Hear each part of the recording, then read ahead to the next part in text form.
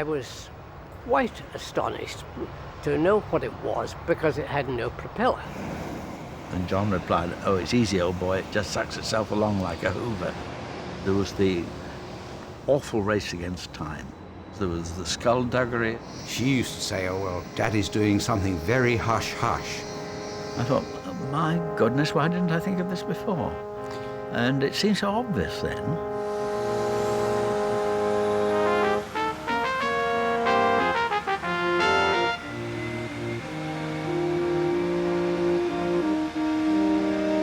A small English church is the last resting place of a man who didn't just change the face of the earth. He enabled us to see what it actually looked like. His name was Frank Whittle. This is the story of how he invented the jet engine. He overcame all the odds, only to see the British government almost throw his idea away and miss a chance to shorten the Second World War.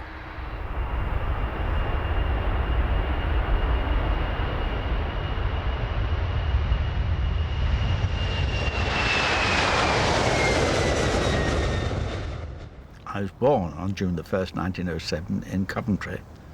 My parents were working class. My father was a foreman in machine tool manufacturers. I lived there in Coventry for 9 years, went to an elementary school there. And then the family moved to Leamington Spa because my father bought a small, very small, engineering outfit called the Leamington Valve and Piston Ring Company. And I really did get my first engineering experiences there because I helped him sometimes for, I think it was about twopence an hour or something like that, making slots in valve stems. In Leamington, Frank also won a scholarship to the town's secondary school. I was very lazy with homework and got a series of raspberries for that.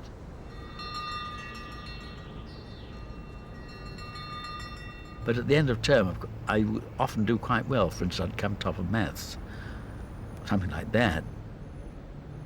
I never did win a prize at school. But I did an awful lot of private study. I used to go down to the library in Leamington Spa and study all sorts of things which are not in the school curriculum. And that was where I first started to learn about gas turbines.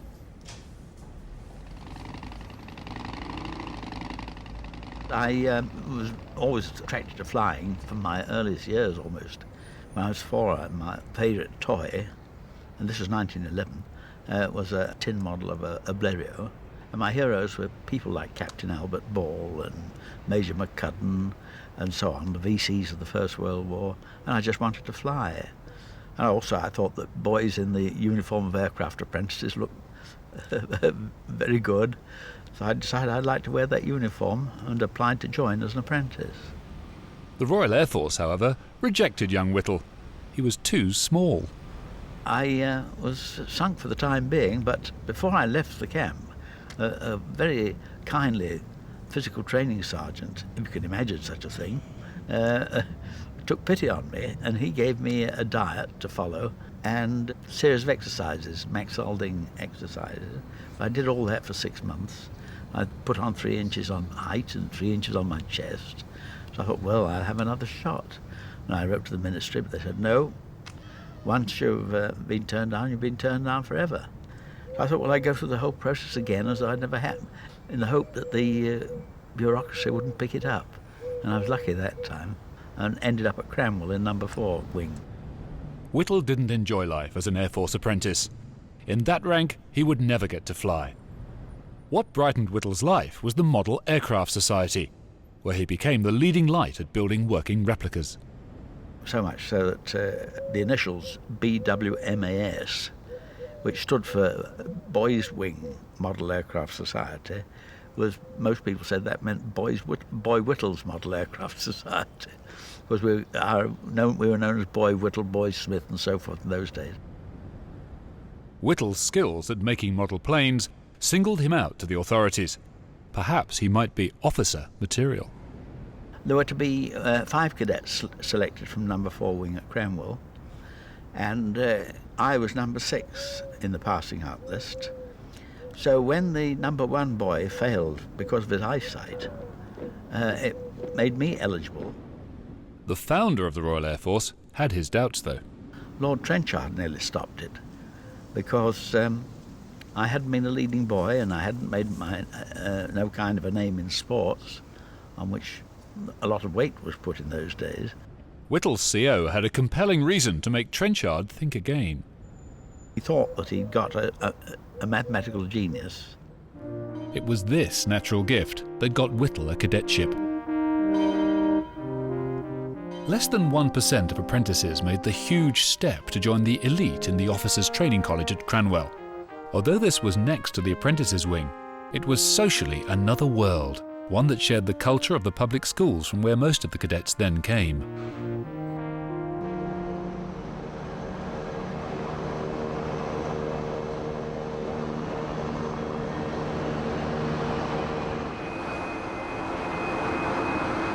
In the bleak Lincolnshire countryside, Frank Whittle's life now took a new direction.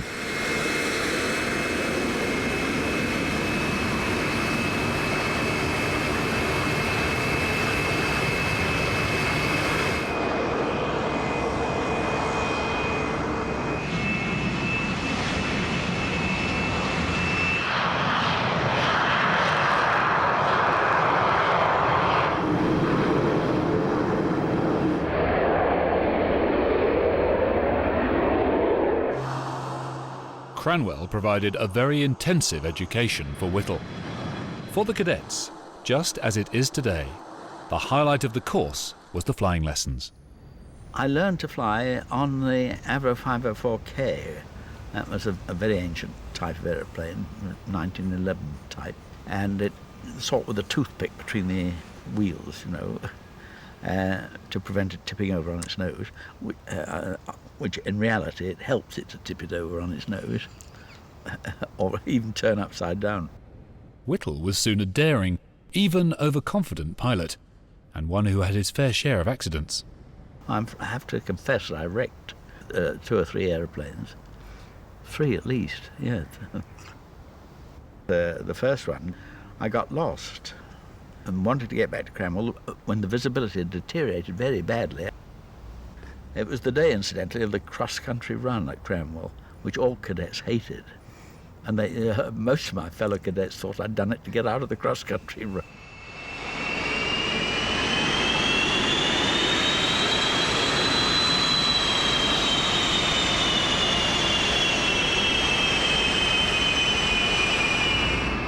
In between learning to fly and studying at Cranwell, Whittle first conceived the idea that would make him famous. It all started with a student thesis. All cadets had to write a thesis, and I chose future developments in aircraft design, rather ambitious, and rather concentrated on the engine side. But the main thing in that thesis was that I arrived at what I now know was the well-known Breguet formula. I wasn't familiar with it at the time, connecting speed, range, engine efficiency, and so forth. And to me, that meant that if you wanted to go very fast and far, you would have to go very high, heights of 50,000 feet, that sort of thing, at heights where the piston engine obviously wouldn't work, and at speeds which where the propeller wouldn't work. So I started to look for a new kind of power plant.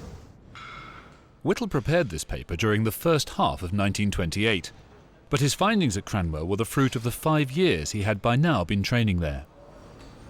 My Cranwell thesis, when the professor marked it, he wrote on it, in effect, because he didn't really understand it, but he gave me 30 out of 30, which I thought was quite satisfactory. Whittle envisaged flying speeds of 500 miles an hour, at a time when propeller planes struggled to reach 150. These machines were noisy and shook the pilot terribly. That's because their engines were actually car motors on a bigger scale with many moving parts. Whittle felt an aesthetic dislike for such power plants. The problem with the piston engine as you go up height, even though you supercharge it, is that the power drops off as the air gets thinner, and there eventually comes a point where it won't generate enough power to turn itself over against its own friction. Whittle's idea would use the same principle as a balloon filled with air. When this escapes, every child knows what happens. But it wasn't clear how an engine might recreate such a force. I considered a piston engine driving a fan inside a hollow fuselage, and then thought, well, why not throw that piston engine away, up the compression ratio of the fan, and substitute a turbine for the piston engine? And there was the turbojet. By now, Whittle had left Cranwell, but his search for this solution had preoccupied him ever since. It didn't come to me out of the blue for the simple reason that I've been trying to find it for 18 months. But just the thought, get rid of the piston engine and substitute a turbine, you might say that came out of the blue. Whether I was having a bath or whatever at the time, I couldn't tell you. Whittle's plan proposed just one moving part. This would be a shaft with a compressor, driven by a turbine at the other end. It would work like this. The compressor spins round, sucking air into combustion chambers at many times atmospheric pressure. Here, this air is mixed with vaporized fuel and ignited. The hot gas created expands through the turbine, turning the shaft, and escapes into the atmosphere. It is this continuous force which propels a jet aeroplane along.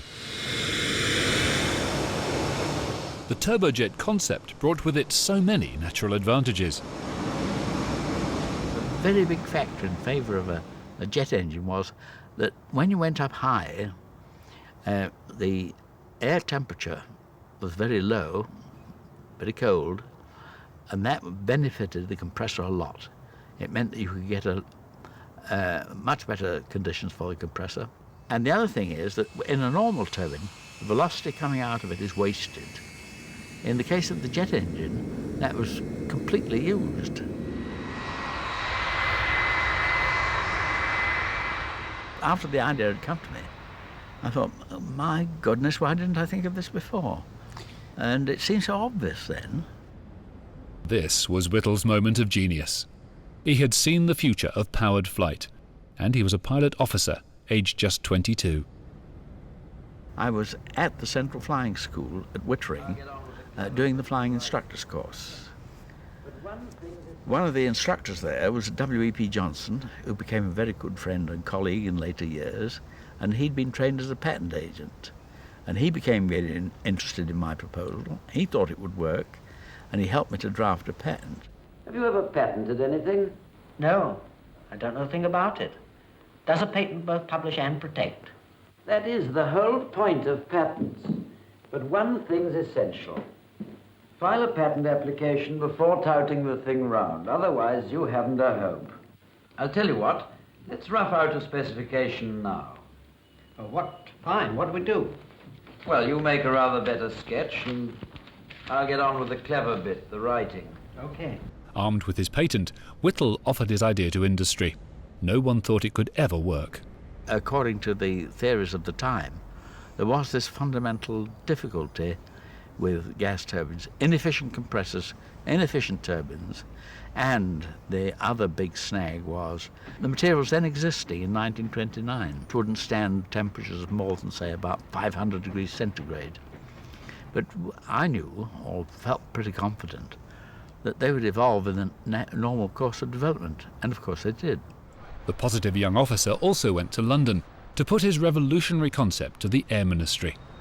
Whittle fared no better when he met A. Griffith, one of the ministry's top scientists. I went to see Dr. Griffith and another scientist at South Kensington, explained the idea. It was very coolly received. Griffith pointed out an error in my calculations, and it was all rather depressing, you know. And then after that, I got a letter from the Air Ministry saying, in effect, that they weren't really interested and so forth. It didn't help that I hadn't then received an engineering degree. Soon after this rejection, Whittle seemed to have more bad news. After I completed the flying instructor's course, I very nearly got posted to number 4 FTS, Abu Sweir in Egypt. That would have been a real nail in the coffin of the jet engine if that had happened. Fortunately, the posting was changed. Whittle remained in Britain and served a year as a flying instructor. These were happy times for him. In May 1930, he married Dorothy Lee. During this period, he also got the chance to develop his exceptional flying skills. He was now one of the RAF's best pilots, and was chosen to fly in the Hendon Air Pageants, where he thrilled spectators with his skills at crazy flying. These were the red arrows of the day, and Whittle loved entertaining the public this way. At this time in Germany, a young scientist was eagerly looking forward to his first trip in an aeroplane. His name was Hans von Ohain. I always dreamed about the beauty of flying. My first flight with a commercial airplane, I believe it was a 3-engine Yonkers, was a great disappointment. It was so noisy and so vibratory that I felt the piston engine and propeller is not the good propulsion system. The elegance of flying is destroyed by it. The sight of smoke rushing from chimneys inspired von Ohain to think, if that force could be created by a turbine, maybe he could make a smoother aero engine. High speed was not the primary goal. To me, the smoothness and low noise was more the starting point of my thinking. But as I thought about it, I noticed that, as a matter of fact, it will be capable of driving the airplane faster. Britain's Air Ministry had declined to keep Whittle's patents a secret. Freely available, they quickly made their way to Germany, just as the Nazis came to power. These patents were widely read in German aviation circles, at the same time that Hitler was rapidly building a new Luftwaffe. Whittle's idea aroused no such interest in Great Britain, and his own jet engine remained stillborn. Yet the Royal Air Force was certainly keen to nurture its inventor. After 4 years, every general duties officer had to specialise.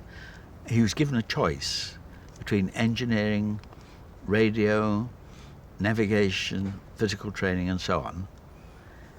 But I didn't get a choice because, having been pestering the Air Ministry with inventions, they just said to me, "You will be an engineer." Though they'd stopped sending officers to Cambridge, they decided that I should go. So I went to Cambridge in September 1934 to take the mechanical sciences tripos. Once at university, Whittle applied every piece of learning to his idea for jet propulsion. I had got the feeling, rather, that I might be ahead of my time. With the extra knowledge I gained at Cambridge, I did become rather more aware of the difficulties. Then this letter arrived in the post, which says, "My dear Whittle, this is just a hurried note to tell you that I have just met a man who is a bit of a big noise in an engineering concern, and to whom I mentioned your invention of an aeroplane sans propeller, as it were, and who is very interested." He's jotted a note at the top of the original letter. He says, "This letter changed the course of my life and triggered a revolution in aviation." And it did, because this letter rescued the turbojet idea in this country from oblivion. The writer was Rolf Dudley Williams, an old friend from Cranwell. He visited Whittle at Cambridge with another former officer named Collingwood Tinling. And they approached me with the idea of forming a company and getting on with it, and they succeeded. A merchant bank was the catalyst. Falcon Partners were approached by an intermediary, an engineer named Bramson. Williams and Tinling got in touch with him, and he got in touch with Falcon Partners, and Falcon Partners commissioned him to write a report on the whole project, which he did, and it was wholly favourable. Bramson's report, you might say, was another of the big key points in the whole story. He'd been very much involved with aviation. He was a pretty skillful aeronautical engineer. And his report inspired Falcon Partners to go on with the job. And in March 1936, they formed the company called Power Jets Limited.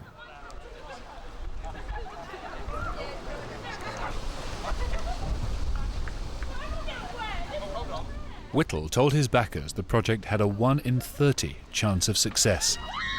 The Air Ministry quickly added another obstacle. One clause said that I was not to work more than 6 hours a week on the job. But of course, that didn't operate as an effective control on me. I worked practically full-time. At Cambridge, Whittle also had to fit in the task for which he'd gone to university in the first place. And I very much wanted first-class honours. So I had to work like hell because I was designing the jet engine and preparing for my finals at the same time. And that was a very difficult thing to do. I succeeded in getting my first, happily, and then was able to turn back to the jet engine. Whittle approached a manufacturer in Rugby to build the world's first jet engine. British Thomson Houston made steam turbines. Whittle drove over from Cambridge, rehearsing what he'd say to persuade the huge company to accept a contract. He succeeded, when all he could offer them was £2,000, well below what his project really needed. The proper scientific way to go about the job would be to build a compressor and test it, build a turbine and test it, build combustion chambers and test it, and then put them all together when the results from each were satisfactory. But the cost for that would have been about £30,000, and there was no hope of getting that amount of money. So the only thing to do was go ahead with the complete engine. What we were doing was trying to prove the engine right from the word go. In a cavernous Rugby workshop, Whittle set to work on this huge challenge. The BTH built the engine, and I stood over it more or less while it was going on. I felt that we were going to be all right as far as the simple centrifugal compressor was concerned. I felt that the turbine was going to be all right, but I was uneasy about the combustion problem because we were aiming at 24 times the kind of combustion intensity that was obtainable in those days. But the engine became ready for running proper on April the 12th of 1937. A lot of people said it wouldn't even turn itself over. What did happen proved the very opposite. I gave a signal with my hands to raise the speed with the electric motor to 2,000 RPM, and that was done. And then I opened the main control, and it started all right.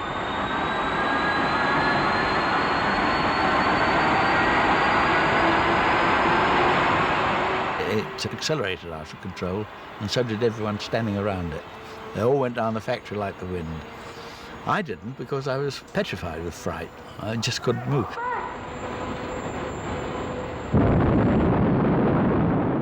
It seemed like perpetual motion, but of course it wasn't.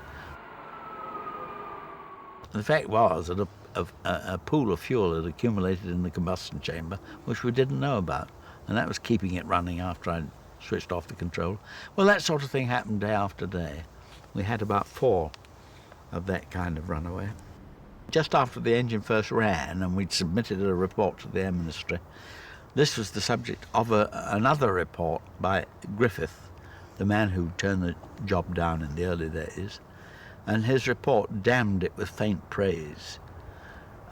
He brought in all the difficulties, said that no propeller meant that we wouldn't have the slipstream to help us take off, and so forth. Whittle didn't know that in Germany some people were by now far more willing to bet on his idea.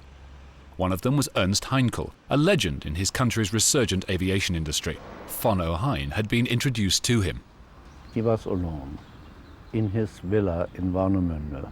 He explained to me that he wanted to finance the whole thing by himself if it works.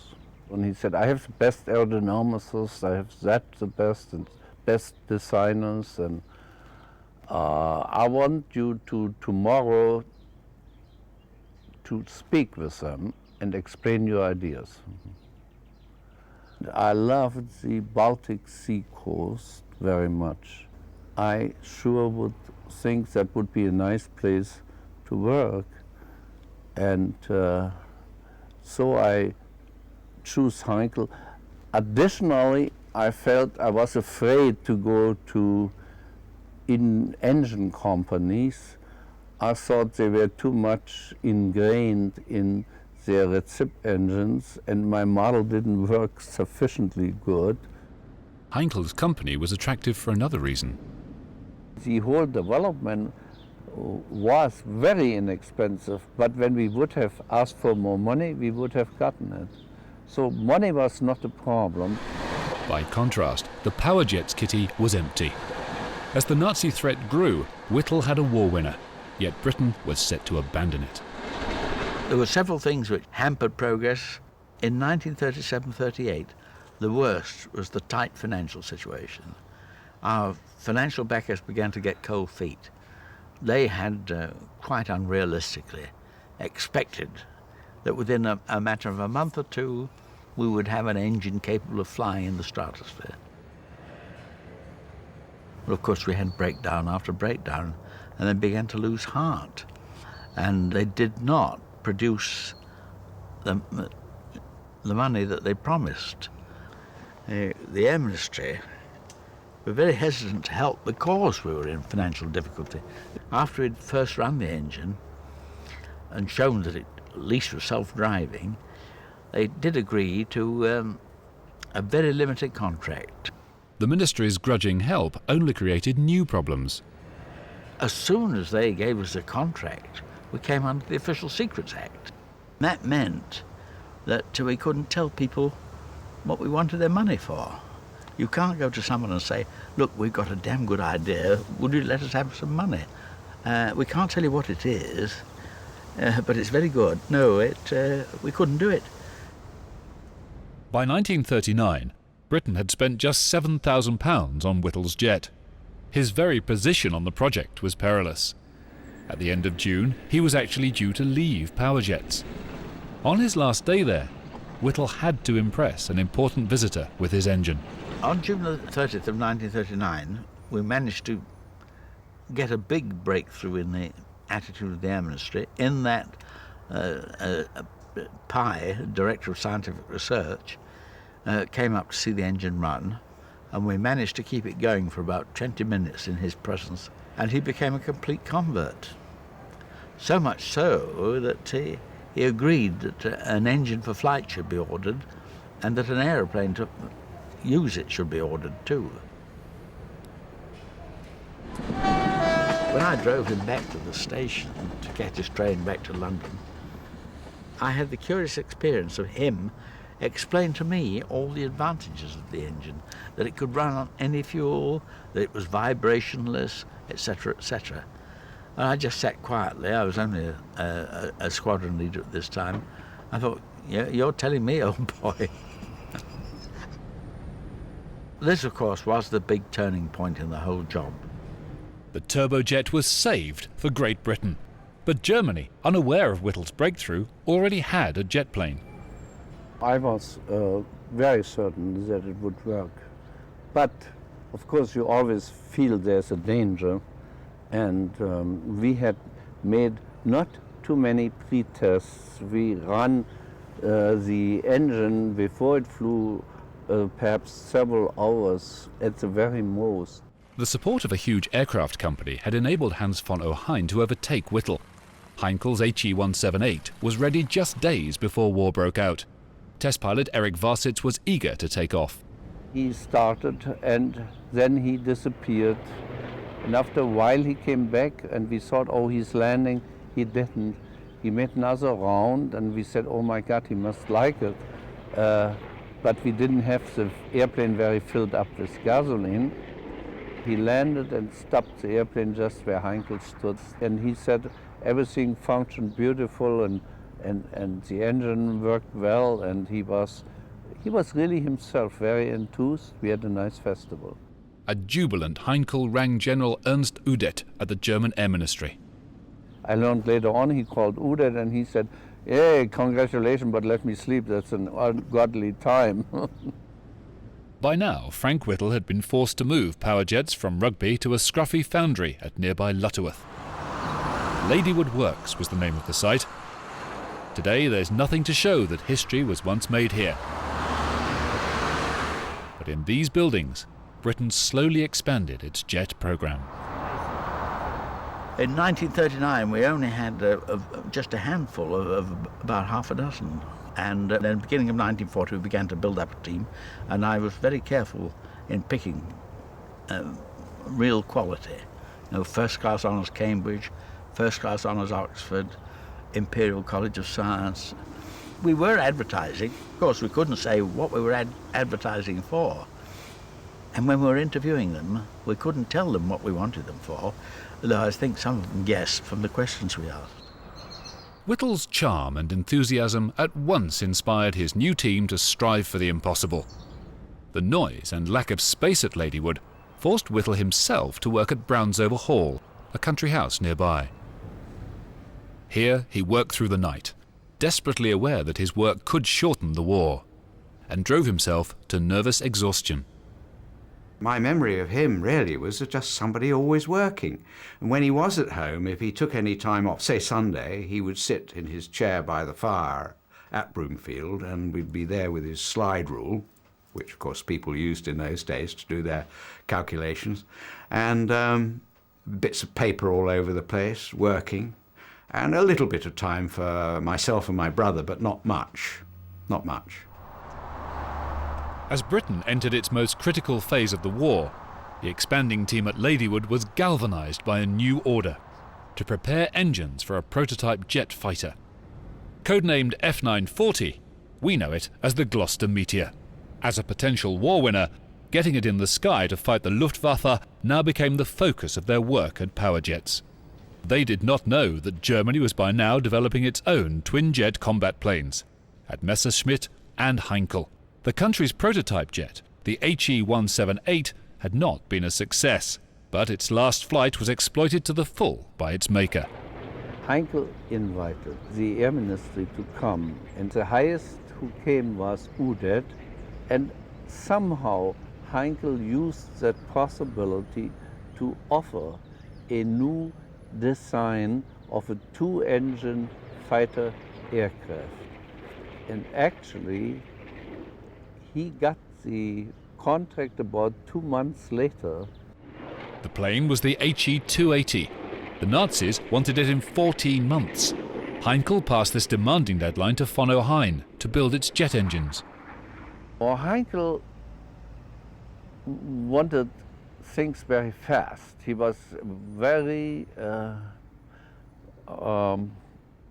optimistic, very positive, but a little bit unreal and unrealistic in his time schedules. In Britain, the Air Ministry still wouldn't fund Frank Whittle properly, forcing Power Jets to work in impossible conditions. In addition to our continuing financial problems, we had many others, like having to use the same parts over and over again when they ought to have been scrapped. And of course that was linked with the finance, because we couldn't afford new parts. We had to make do and furbish up damaged parts. Some people continued to claim Whittle's jet wouldn't even fly. By May 1941, his engine was ready to go in Britain's first jet plane, the experimental Gloucester E-28-39. For its maiden flight, the top-secret aircraft was taken to Cranwell, where the jet story had begun. The Power Jets team followed, full of hope. On the same day, a young naval pilot, Eric Brown, was forced to land at Cranwell. Today, he's one of the few surviving witnesses of this historic occasion. When I landed, I was a bit astonished to find so many civilians present. And when I went to check in at the mess and asked what was going on, there seemed to be almost an air of conspiracy about the whole place. And nobody would give a straight answer to this. We'd been out the day before for some taxiing trials. And then on the May the 15th, the weather looked as though it wasn't going to work out. So I went back to Lutterworth. That morning I went to Control Tower to check if the weather was good enough for my en route flight to Croydon, but it obviously wasn't. And they said, would I mind doing a weather check for them? Anyway, I landed, and They said, would I be prepared to do a further weather test in the afternoon? And then we got a message to say that the weather was clearing, so I rushed back to Cranwell again. And in the evening, Jerry Sayre did the flight. An airplane was rolled out with a shape well, not so much the shape, but the construction of which I'd never seen before because it had no propeller. And an extraordinary whining noise came from it, and it taxied out to the end of the runway, and after a while eventually took off. And I was quite astonished to know what it was, because I'd never heard at this stage in my career of a jet aircraft. The various government ministries refused to film this remarkable event. Luckily, an unknown photographer grabbed it in secret. Jerry Sayre was sitting at the end of the runway, and a party of us was sitting just to the right, and he held it on the brakes and ran out the engine to full speed, released his brakes, and then he hopped off in about 600 yards. Quite an impressive takeoff. Then he held it down level and then climbed. One of my colleagues, Pat Johnson, W.E.P. Johnson, slapped me on the back. He said, "Frank, it flies." And in the tension of the moment, I rather rudely said, "That was bloody well what it was designed to do, isn't it?" And it landed successfully, and immediately it landed, it was absolutely inundated with people rushing out and congratulating the pilot. So I realized something quite extraordinary had taken place. People in the area hadn't heard that particular kind of noise before, and you couldn't really hide it, however secret it was supposed to be. One officer was said to have asked another one, "How does that thing work, John?" And John replied, "Oh, it's easy, old boy, it just sucks itself along like a hoover." Another story was that someone who claimed to have been an eyewitness said there was a Merlin engine inside the hollow fuselage with a little propeller. And he'd seen it. He was a reliable witness, he claimed. Well, everybody gravitated towards the officers' mess. And so I followed on, and there was quite a lot of hilarity going on in a corner of the room. I asked what it was all about, but still nobody would reveal what was involved. But it was quite obvious. It was something quite momentous. The flight vindicated Whittle. Britain's new jet plane was better than anybody had realised. One event particularly brought the point home. The ministry gave us permission to open up to 17,000 just for one flight. And at that engine speed, it did 375 or 380. Anyway, it was faster than the Spitfire. The news reached London and Winston Churchill. He ordered 1,000 Whittles. Alas, the E-28 could not be a warplane. Hence the disappointment felt behind the scenes up at Cranwell. I would have preferred it to have been the Meteor, which was then on the stocks, because that was a combat aeroplane, whereas the E-28 was just an experimental aeroplane. Whittle's jet served notice on all piston engines, a notice that fast reached their manufacturers. They now demanded their share of a product none had invented, and which they'd rejected for years. Because of the war, Whittle would have to share his secrets with them.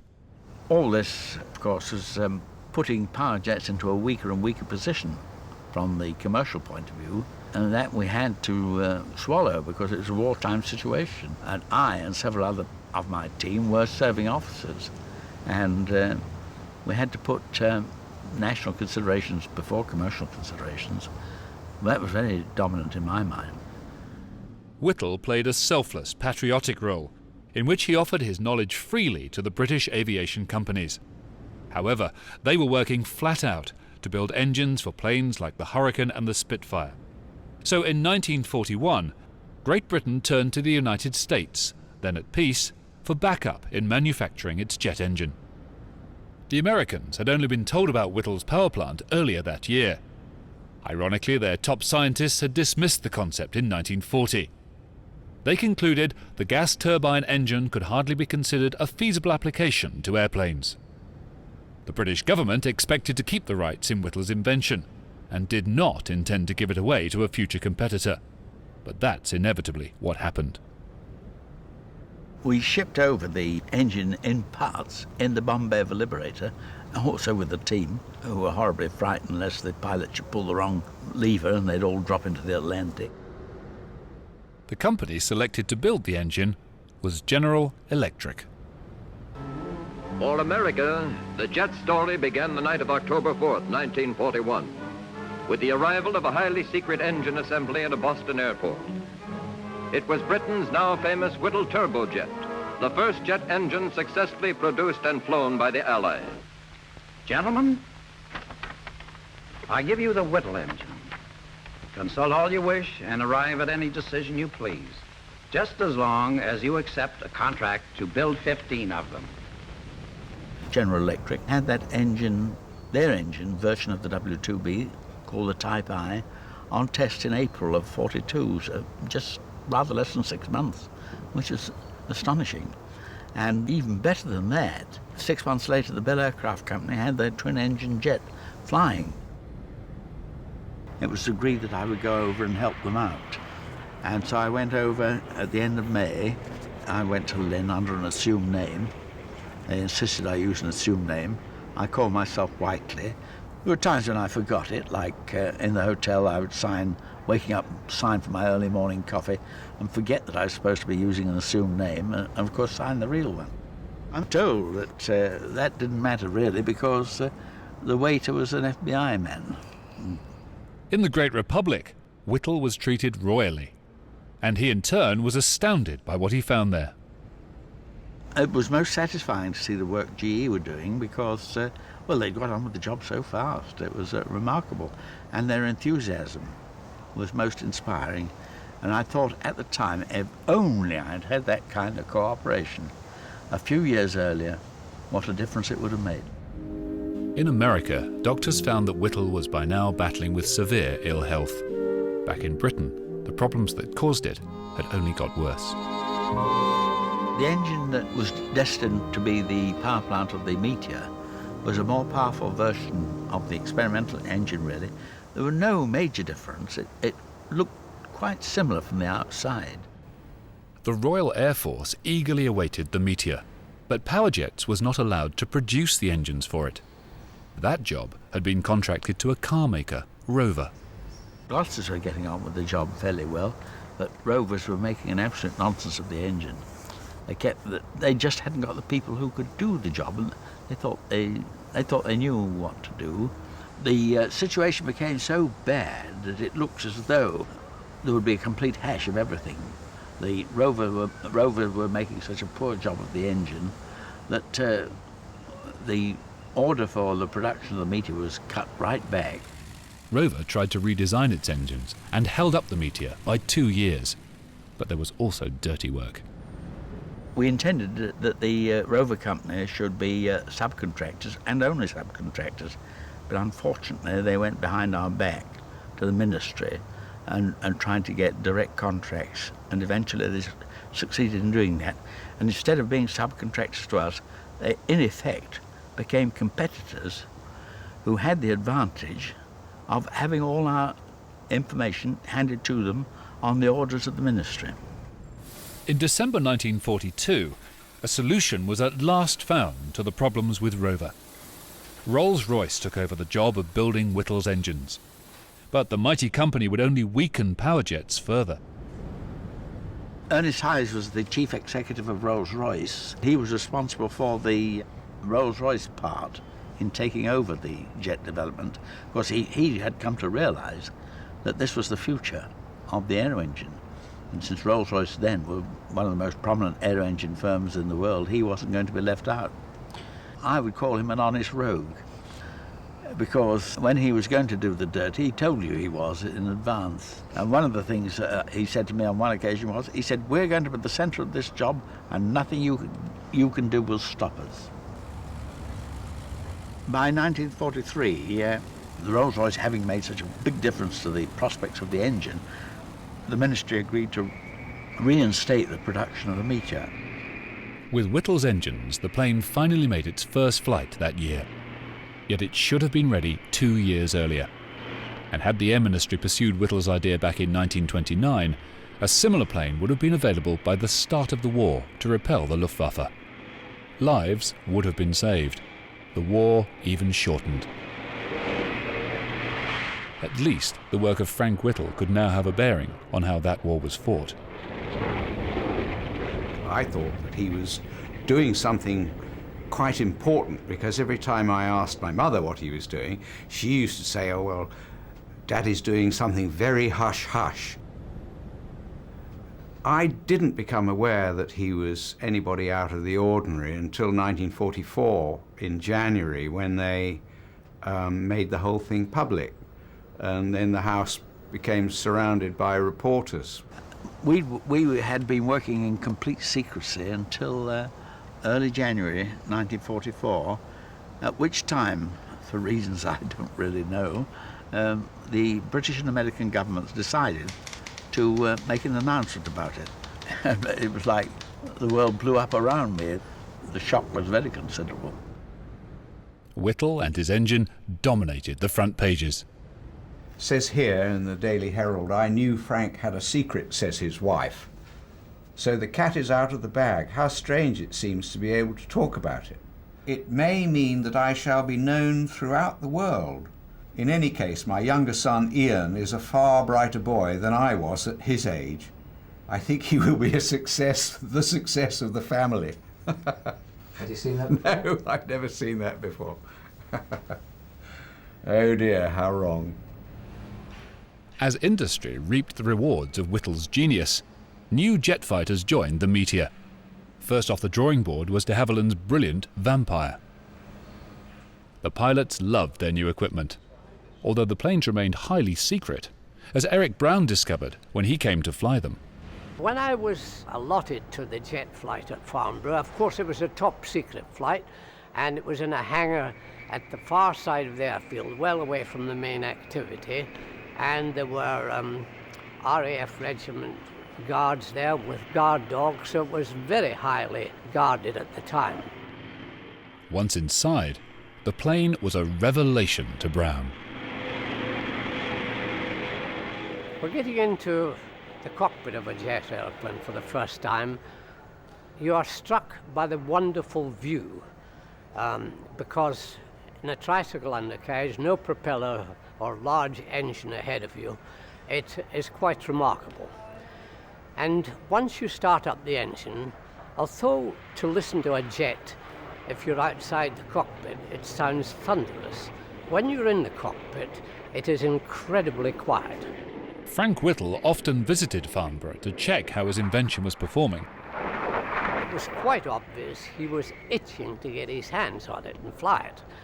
But we were always alerted that he was coming, and a little memo would be passed round saying, would you make sure that the 2839 was not serviceable for flight on that particular day. And because this would stave off Frank, it was obvious they didn't want this wonderful airplane and this wonderful man to be united in case there was an accident. So he twigged this pretty soon, and I think he played along with it. In July 1944, the Gloucester Meteor became the first jet fighter to enter operational service, when the Air Force allocated its initial supply of planes to 616 Squadron at Manston in Kent. By now, the Luftwaffe could no longer mount air raids over Britain, but these Meteors were quickly put to work, intercepting a lethal new menace, the V-1 guided missile. Germany's flying bomb terrified the Londoners who were its target. In the skies over Kent, the Meteor pilots sought to prevent V-1s reaching the capital. Some used their wingtips to flip the missile over, so it crashed. Around this time, Allied pilots were startled to find themselves being attacked by a German plane with no propeller. This was the Messerschmitt 262. Germany's own jet program had by now advanced to this sophisticated design. It had been chosen instead of the HE-280. The Nazis never liked Heinkel and had cancelled his promising jet fighter. Yet it could have been mass-produced by 1944. By contrast, the 262 arrived late and was rushed into battle too soon. In Britain, meanwhile, Frank Whittle seemed at his peak. He was a national hero, while his company now had a custom-built factory from which to expand. He had a clear vision for its future. I always wanted to include manufacturing in our duties. In 1944, power jets had reached the point where they were able to produce, say, batches of 40 or 50 engines. And we had a first-class nucleus for proper manufacturing organisation. Power jets also had some outstanding work in progress. Whittle was already planning the second generation of jet engines. There was the LR1 turbofan, which would have been the first turbofan in the world. There was the engine for the Miles M52, the supersonic aeroplane. Those were our two big projects which we had in hand. LR1 stood for Long Range 1. Whittle saw the scope for jets that would fly planes further as well as faster than pistons. But he would need a more efficient engine. From the earliest days of the turbojet engine, I was bothered by the fact that it has a basically low propulsive efficiency, about 50% as compared with, say, a propeller at moderate speeds of 80%. And so the answer to me was that we must gear down the jet in some way. And that led to the concept of the turbofan, for which I took out a patent in 1936. The turbofan is a turbojet to which a fan has been added. This fan causes air both to flow through the core of the engine and to bypass it. This additional jet of cold air increases thrust and improves fuel economy. The design had huge potential. With a turbofan, you can expect propulsive efficiencies of 75% or even better if you have a very large bypass ratio. As piston engine bombers approached their design limits with planes like the Lancaster, Whittle saw a timely use for his new bypass jet. As the war progressed, in 1943, for example, I came to the conclusion that it could be the answer to a long-range bomber for the Pacific War. We also visualized it as an engine for a transatlantic aeroplane. Whittle was already predicting long-range jet airliners and the kind of engines they would need. But it was the other power jet project that would grab people's attention. The engine for the supersonic plane, the M52, was an aft fan with afterburning and all tacked onto the back end of a W2700 jet engine. And that should have given sufficient power for the Miles M52 to do 1,000 miles an hour. I think it would have done it. Despite its huge potential, Whitehall never felt comfortable with power jets. It was a private company, but its driving force was a serving officer, and it was publicly funded. The fault lines were clear. I realized that there was a complete mess from the contractual point of view. There were no effective agreements, and no one except power jets had risked any money, except the government, of course. And I felt that the government having put in $2 million, that all the companies should be nationalized, forming a collective turbojet establishment, and of course I hoped that power jets would be at the top of the pyramid, with myself as chief engineer.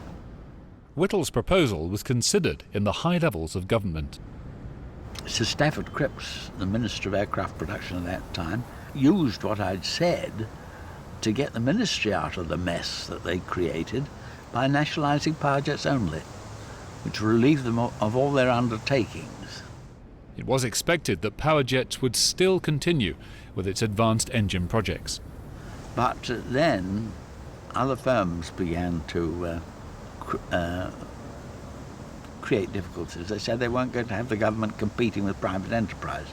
So considerable pressure was brought to bear on the ministry. And the minister caved in to the large aero-engine companies. So we, the people who had pioneered the whole thing, were deprived of the right to design and build engines. Sorry. That was too much for myself and my leading team members, and most of us resigned. The supersonic plane and the turbofan project had by then been cancelled. The civil servants found a reason to justify this loss. Believe it or not, the minister said that people wouldn't want to fly at speeds more than about 250 miles an hour. As Whittle left power jets, he was acutely aware of the commercial opportunity that was now at stake. The position in 1945 and 1950 was that Britain was really ahead of the world in all forms of gas turbine development, but stupidly we allowed the lead to slip away. In 1945, the Allies discovered the Germans' impressive range of jet planes and their designers. After the capitulation of Germany, I was at that time in Farnborough the CEO of the captured enemy aircraft flight. So I was sent to Germany and to look at their advanced aircraft, and also at the same time to interrogate their designers and test pilots. Amongst them was von Ohain, and naturally I wanted to know what his connection with the Whittle patent had been in Germany. But he was not going to answer this question. He was very non-committal and sidestepped it as much as he could. Brown flew the various German jet planes, including the Messerschmitt 262. The Allies already knew that its engine, the Umo 004, was a sophisticated axial flow design. Now they could compare its performance with that of the less complex British jets. So a more efficient engine in many ways. It was highly unreliable. The Umo 004 in operational service had a scrap life of only 25 hours. And the engine, when I flew this engine, I found it extremely sensitive and difficult to handle because it did not like quick throttle movements, either accelerating or decelerating.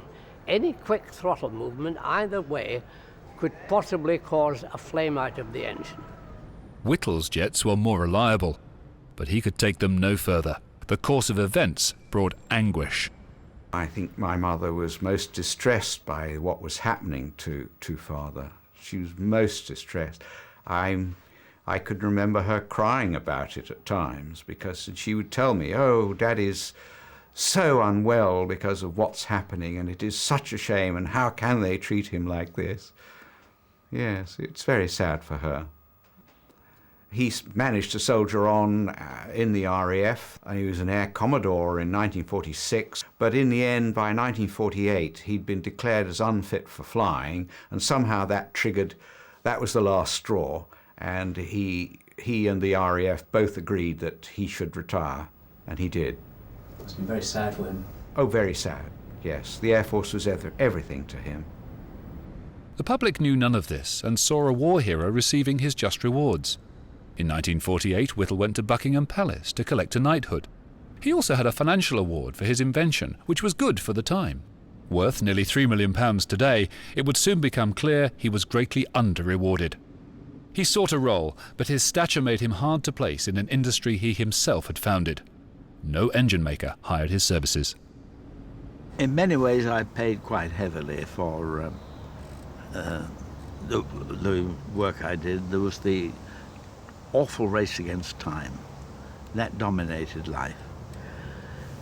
On top of all the technical difficulties, there were the financial difficulties, there was the skullduggery of people who were messing things up, and it was frustration after frustration, and it took its toll. I began to have a series of nervous breakdowns, and for years, it was years before I really recovered my health.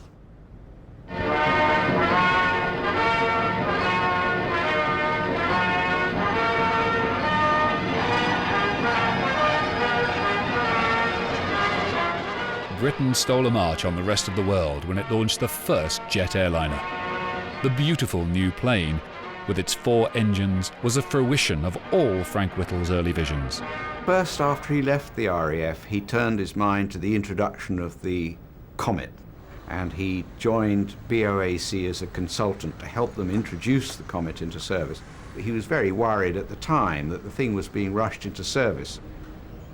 I've got his 1949 diary where he discusses the strength of the square windows, and he was worried about that at the time. And was making a suggestion to de Havilland's on how they could get over the problem. Whittle's advice was ignored. The comet crashes which followed were caused in part by its square windows. With time on his hands, Whittle travelled and tried to recover his health. He also turned to writing his memoirs. The jet age took off without Frank Whittle, but the Royal Air Force was soon re-equipped with the benefits of his invention. By 1950, the Gloucester Meteor provided the backbone of Britain's air defence capability. It was a fitting outcome to all the secret toil of the Power Jets team in the dark days of the war.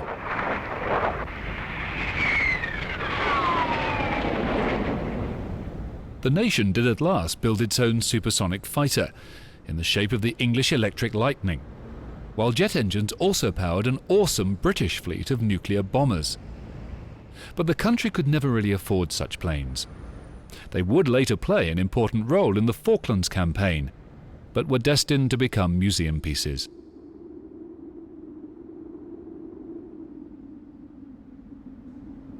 British civil jet planes fared little better. After the comet crashes, it was Boeing 707 which brought long-range jet travel to the masses.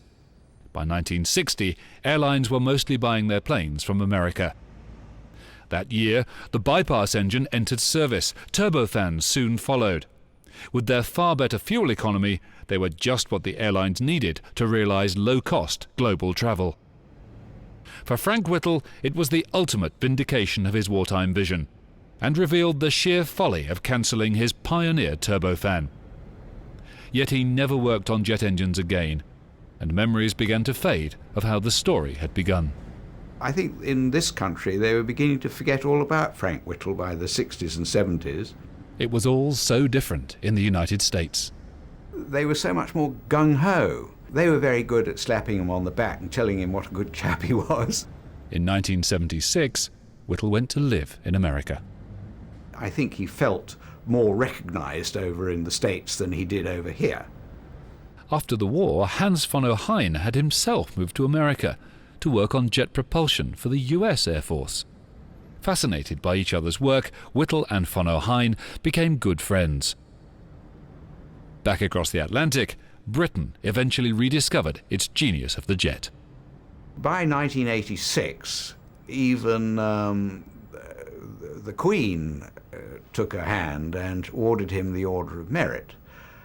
And other honours came along following that. So I would say from about the early 80s onwards, people began to remember who it was who was the prime pioneer of the turbojet. And also a man with a profound legacy. Today, we make almost 1.5 billion air passenger journeys a year, cheaply and safely, thanks to Frank Whittle. He shrank the world, but his gift to Britain is less appreciated. Its famous plane makers have departed, but today, Rolls-Royce is a world leader in building jet engines.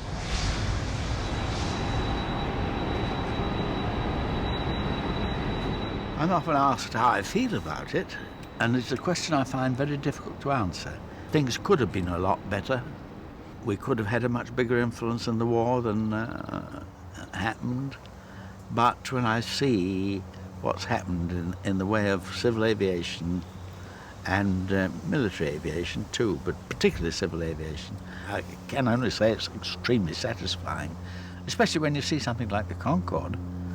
And one of the things, you see, I never foresaw when I was working on this thing, is that I would be a passenger crossing the Atlantic in 3.5 hours. And incidentally, another thing I didn't foresee is that I would have a son who would be flying 747s as a captain in Cathay Pacific. Kai Tak Aerodrome at Hong Kong had a very interesting approach, a curved right-hand turn right down to almost a touchdown. And when Father came with me in the back of in the cockpit in a Boeing 747, he was very startled when he saw that his son was flying an airplane at 1,000 feet straight towards the foothills and then making a steep final turn, which of course was quite normal at Kai Tak. It was the way you had to do it.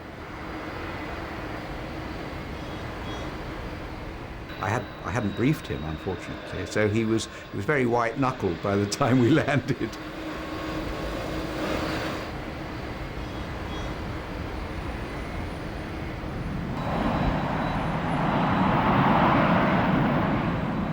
He was continuing to theorize in aerodynamic improvements and aero-engine improvements until the end of his life. He always took an active interest in Concorde and looking into a second-generation SST, supersonic transport, and making recommendations and speaking publicly and privately amongst the industry to try and encourage the airframe manufacturers to take the risk and embark on another generation of supersonic transports.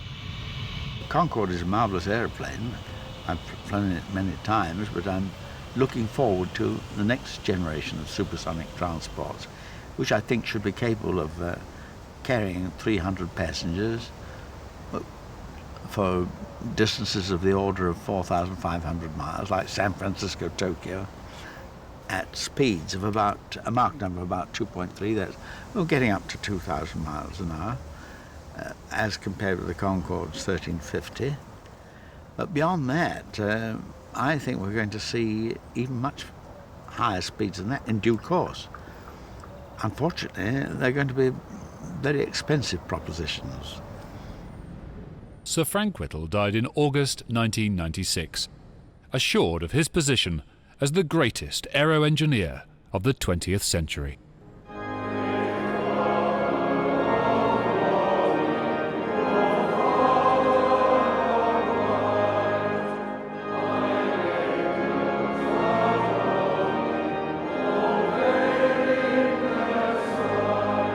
The Royal Air Force paid fitting tribute to its distinguished son with a memorial service at Westminster Abbey.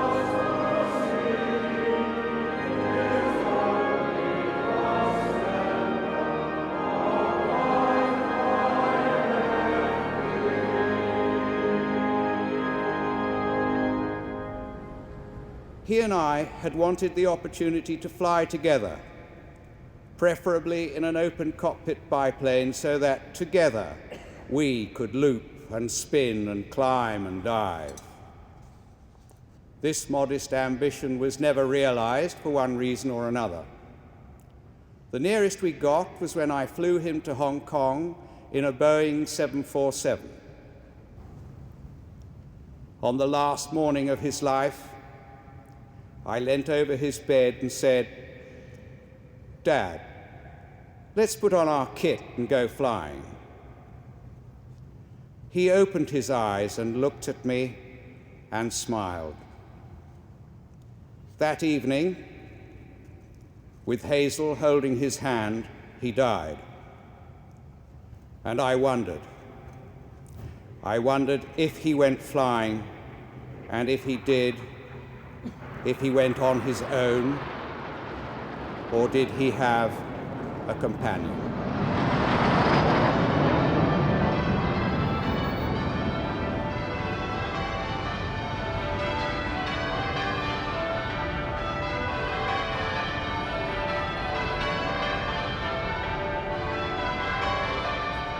He was cremated in the USA, and the air attaché there brought his ashes over to this country, and I went to Heathrow to meet the aeroplane, and I came home and put the ashes on the bookshelf in my study with the ashes of my mother, who died 3 weeks earlier. I decided to put them in at the Church of Cranwell, and they organized a meteor and a vampire. So we flew the ashes up to Cranwell, and they were interred there with a little ceremony.